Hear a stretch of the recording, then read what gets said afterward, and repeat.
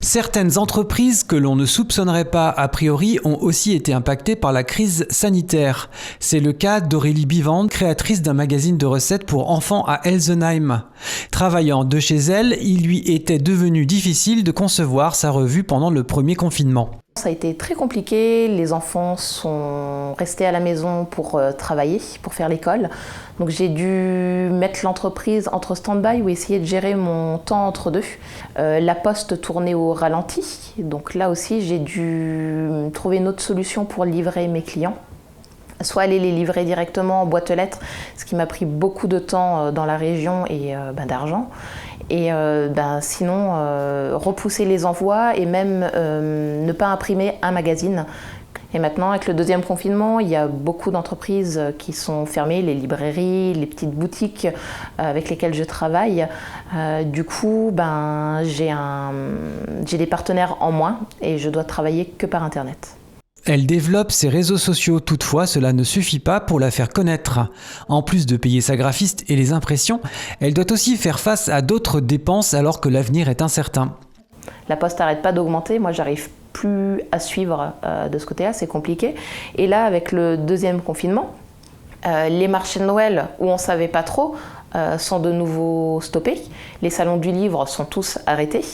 Et j'ai des salons du livre en février qui sont entre parenthèses parce que la plupart commencent déjà à être arrêtés. Carottes et chocolat commencent à être connus partout.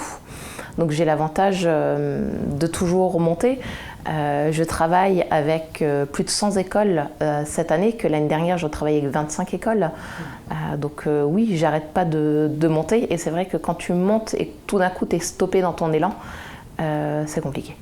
Même constat à Vitisheim pour Catherine, gérante des bonbons du Ride. L'année 2020 aurait dû être une très bonne année selon elle. Le confinement a tout stoppé puisque son activité dépend beaucoup des cérémonies.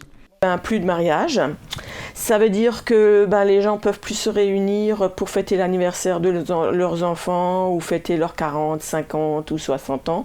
Donc plus de réservation de salles, plus de gros gâteaux. Ça veut dire que tout ce que les gens ils avaient prévu, ça s'est annulé au fur et à mesure.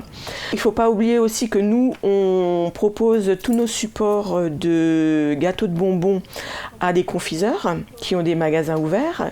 Comme ces artisans-là et ces commerçants n'étaient pas des commerces indispensables, ils ont fermé également, donc ils ne nous ont pas commandé les supports. Tout ça, roulé-boulé, fait que jusqu'à ce qu'il y ait le déconfinement au mois de juin, on n'a plus travaillé, quoi. Durant le déconfinement, l'entreprise a repris son activité presque normalement.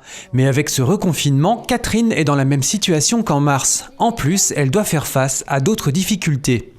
Objectivement, dans une entreprise, on essaye de limiter les charges et les frais de transport quand on commande de la marchandise. C'est pareil pour les bonbons. Mais là, j'ai des fournisseurs qui ont mis la clé sous la porte.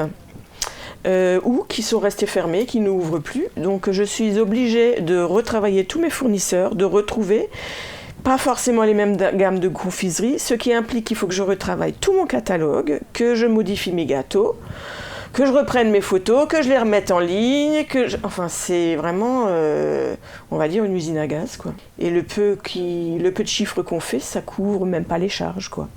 N'ayant pas fait assez d'envois cette année, La Poste a décidé de supprimer son compte d'entreprise.